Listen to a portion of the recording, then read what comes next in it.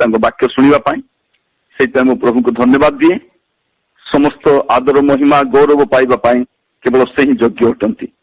प्रभु का नाम स्तुति हो, प्रभु का नाम प्रशंसा हो। आसंत आज ध्यान आरंभ करने पूर्व शास्त्र गोटे अंशटी पढ़ा जहाँ आपण मान पाइबे प्रकाशित वाक्य 22 पर्व तार 12 पद। प्रकाशित वाक्य 22 तार 12 एटा लिखा जाए, देखो आमे शीघ्र आसुअछु प्रत्येक लोक को ताहार कर्मानुसारे फल देवाकू आंबर पुरस्कार आंभ संगरे अछि। एटा लिखा जाए, देखो आंभे शीघ्र आसुअछु। देखो आंबे शीघ्र आसु। देखो माने कौन? देखो चारिआडे, देखो परिस्थिति को, देखो आंबे शीघ्र आसुअछु। इंग्लिश बिहोल्ड बोली लिखा जाउछि, ओडिया रे देखो आंबे शीघ्र आसुअछु। ए गोटे अध्याय रे 3 थर लिखा होछि आंबे शीघ्र आसुअछु, आंबे शीघ्र आसु। 7 पदर देखिबे देखो आंबे शीघ्र आसुअछु। जे पुस्तकर भाववाणी सब पालन करे से धन्य। 12 पदर देखु देखो आंबे शीघ्र आसुअछु प्रत्येक लोक को तार कर्मानुसार फल देवाकू आंबर पुरस्कार आंब संगरे अछि।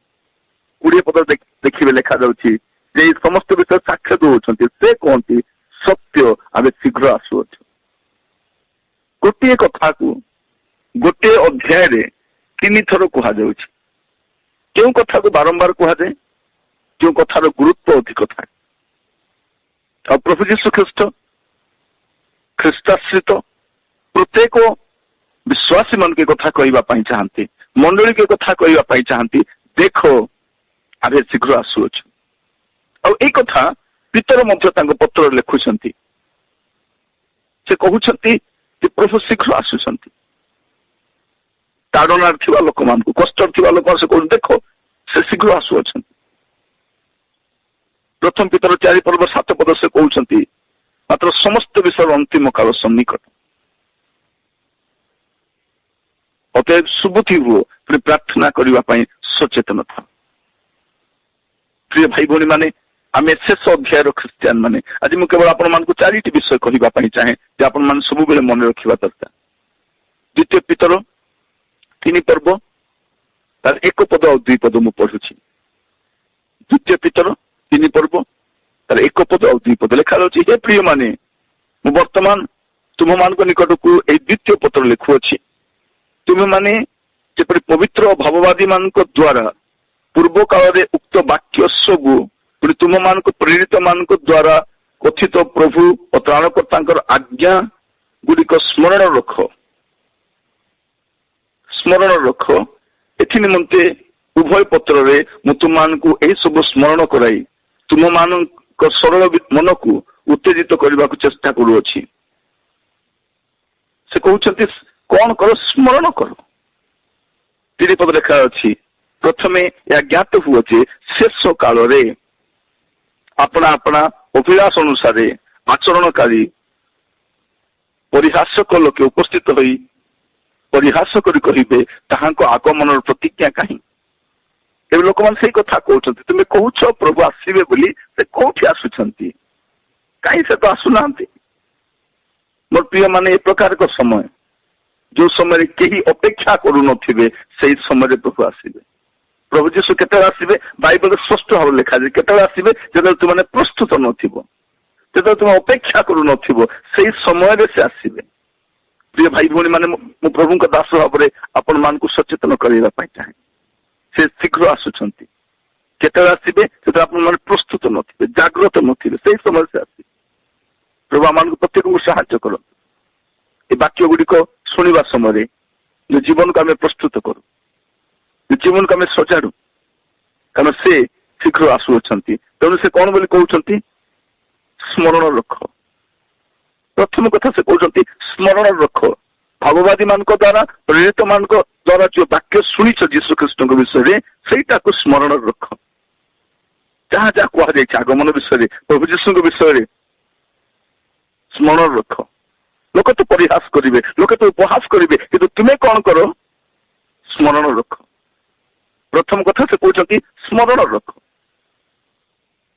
और द्वितीय कथा कहते 7 पद 8 पद से द्वितीय पीतर 3 पर्व 7 8 पुणी এই বর্তমান আকাশ মଣ୍ଡଳ ପୃଥିବୀ ସେ ବାକ୍ୟ ଦ୍ୱାରା ଅଧାର୍ମିକ ଲୋକମାନଙ୍କ ବିଚାର ଓ ବିନାଶର ଦିନ ପର୍ଯ୍ୟନ୍ତ ସଞ୍ଚିତ ହୋଇ ଅଗ୍ନି ନିମନ୍ତେ ରକ୍ଷିତ ହୋଇଅଛି। এটা ଅଗ୍ନିରେ ବିନଷ୍ଟ ହେବ ଏ ପୃଥିବୀ। ଅଧାର୍ମିକ ଲୋକମାନଙ୍କ ବିଚାର ଓ ବିନାଶ ପାଇଁ ରଖାଯାଇଛି ପୃଥିବୀ। ପ୍ରିୟମାନେ, এই ଜଗତ ଆପଣଙ୍କ ରହିବାର ସ୍ଥାନ ନୁହେଁ, ଆପଣ ପ୍ରଥମରୁ ବୁଝି ରଖିଥାନ୍ତି। ଆପଣମାନଙ୍କ ମନରେ ସ୍ଥିର କରି ରଖନ୍ତୁ। ଆପଣ এই ଜଗତକୁ ଯେତେ ଆପଣାର ମନେ କଲେ ବି ଆପଣ ଛାଡ଼ିକି ଯିବେ। 8 ପଦରେ କଣ ବୋଲି କହୁଛନ୍ତି, କିନ୍ତୁ ହେ ଭାଇମାନେ, ପ୍ରଭୁଙ୍କ ନିକଟରେ ଗୋଟିଏ ଦିନ ଯେ ସହସ୍ର ବର୍ଷ ତୁଲ୍ୟ ଓ ସହସ୍ର ବର୍ଷ ଯେ ଗୋଟିଏ ଦିନ ତୁଲ୍ୟ, এই ବିଶେଷ ବିଷୟ ତୁମାନେ ଭୁଲି ଯାଅ ନାହିଁ। ପ୍ରଥମ କଥା କହିଲେ ସ୍ମରଣ ରଖ। କଣ? ଭାବବାଦୀ ଓ ପ୍ରେରିତ ମାନଙ୍କ ଦ୍ୱାରା ଯୀଶୁଖ୍ରୀଷ୍ଟଙ୍କ ବିଷୟରେ ଯାହା ଶୁଣିଛ, ଭାବବାଦୀ ମାନେ ଯୀଶୁଙ୍କ କଥା ହିଁ କହିଲେ, ପ୍ରେରିତ ମାନେ ବି ଯୀଶୁଙ୍କ କଥା କହିଲେ, ଆଉ ବାଇବଲ ବି ଯୀଶୁଙ୍କ କଥା ହିଁ କୁହେ।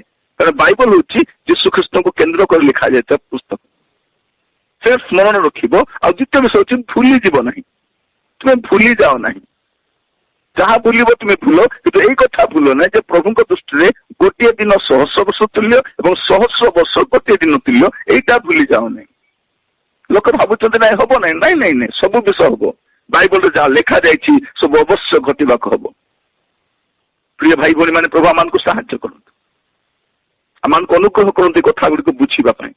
ଆଉ ତୃତୀୟ ବିଷୟ, ପିତର କଣ କହୁଛନ୍ତି? ଯେହେତୁ ଯୀଶୁ ଶୀଘ୍ର ଆସୁଛନ୍ତି, ତେଣୁ ସେ କଣ କହୁଛନ୍ତି? ଦ୍ୱିତୀୟ ପିତର 3 ପର୍ବ ତାର 14 ପଦରେ, ଅତଏବ ହେ ପ୍ରିୟ ମାନେ, ତୁମେ ମାନେ ଏଇ ସମସ୍ତ ବିଷୟ ଅପେକ୍ଷା କରୁଥିବାରୁ ତାହାଙ୍କ ଛାମୁରେ ଯେପରି ନିଷ୍କଳଙ୍କ ଓ ଅନିନ୍ଦନୀୟ ହୋଇ ଶାନ୍ତିରେ ଥିବାର ଦେଖାଯିବ, ଏଥିପାଇଁ ଯତ୍ନ କର। ଏଥିପାଇଁ ଯତ୍ନ କର, ଅନ୍ୟ ବିଷୟ ପାଇଁ ଯତ୍ନ କର ନାହିଁ। କାହିଁକି? ଅତଏବ ହେ ପ୍ରିୟ ମାନେ, ତୁମେ ମାନେ ଏଇ ସମସ୍ତ ବିଷୟ ଅପେକ୍ଷା କରୁଥିବାରୁ। କଣ ଆମେ ଅପେକ୍ଷା କରୁଛୁ? 13 ପଦରେ କହୁଛନ୍ତି, ଆମେ ମାନେ ତାହାଙ୍କ ପ୍ରତିଜ୍ଞା ଅନୁସାରେ ଗୋଟେ ନୂତନ ଆକାଶ ମଣ୍ଡଳ ଓ ନୂତନ ପୃଥିବୀର ଅପେକ୍ଷାରେ ଅଛୁ, ଯାହା ଧାର୍ମିକତାର ଆବାସ ସ୍ଥଳ ହବ। ଆମେ ତାହାର ଅପେକ୍ଷାରେ ଅଛୁ। ଏ ପୃଥିବୀର ଅପେକ୍ଷାରେ ନାହୁଁ ଆମେ, ଆଉ ଭଲ ଦିନର ଅପେକ୍ଷାରେ ନାହିଁ ଆମେ। କିଛି ବଦଳିବ, କିଛି ଭଲ ମେଡିସିନ ଆସିବ, କୌଣସି ଗୋଟେ ମନ୍ତ୍ରୀ ଆସିକି ସବୁ ପରିସ୍ଥିତି ବଦଳାଇ ଦେବେ, ଆହୁରି ସୁଖର ସମୟ ଆସିବ, ଏଇଟା ନୁହେଁ। ପ୍ରିୟ ଭାଇ ଭଉଣୀ ମାନେ, ପ୍ରଭୁ ଆମମାନଙ୍କୁ ବୁଝିବା ପାଇଁ ସାହାଯ୍ୟ କରନ୍ତୁ। ଆମେ ଗୋଟେ ନୂତନ ଆକାଶ ମଣ୍ଡଳ, ନୂତନ ପୃଥିବୀର ଅପେକ୍ଷାରେ ଅଛୁ।